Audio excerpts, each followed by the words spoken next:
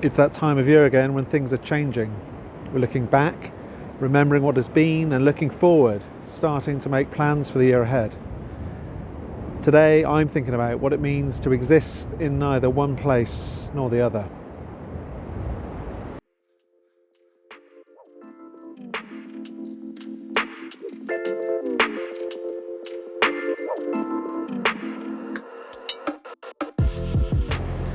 Porthmar Beach, also known by its English name of White Sands, far east at the furthest point in Wales.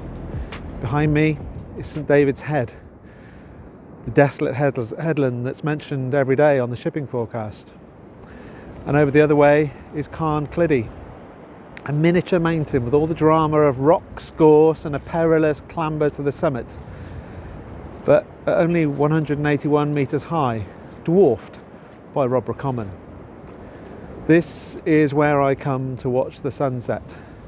The beach faces straight out into the Atlantic. Dozens of times I've sat and watched as that fiery disk of sun slips below the furthest line of the sea.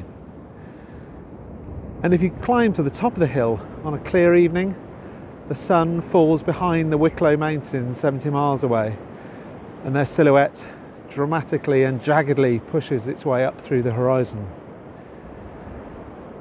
This is a place which is a character in so many stories, not just my own, but in the lives of such holy people as Non, Dowie and Patrick.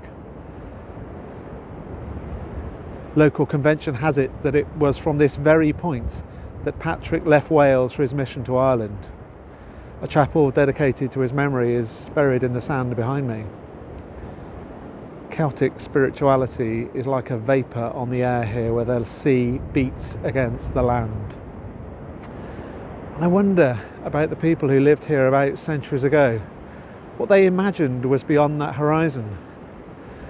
When all logic suggested that the earth must be flat, what must it have been like to think that you were living at the very ends of the earth?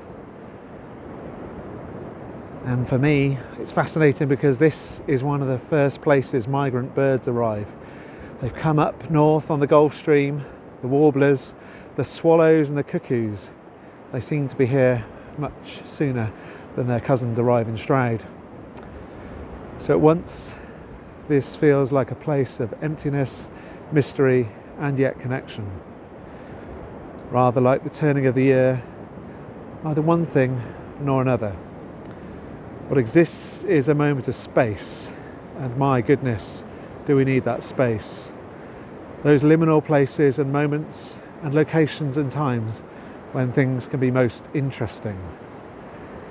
You don't have to come to the coast to find it. Just walk across any field and see what you notice when you get to the edge. Suddenly, in the messiness of an unmanaged boundary is all the richness of creation.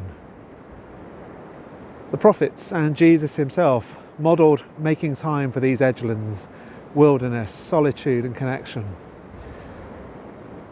When life is presenting itself in all its brutal, neon, stereo sound glory, being able to step out into something other, something sacred, might be the best possible thing to do.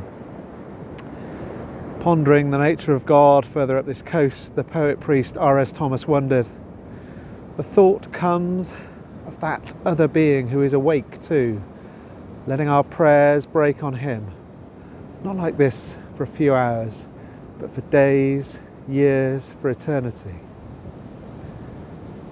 So this time of year, maybe try finding a sacred space, a sacred moment to listen, learn and wonder.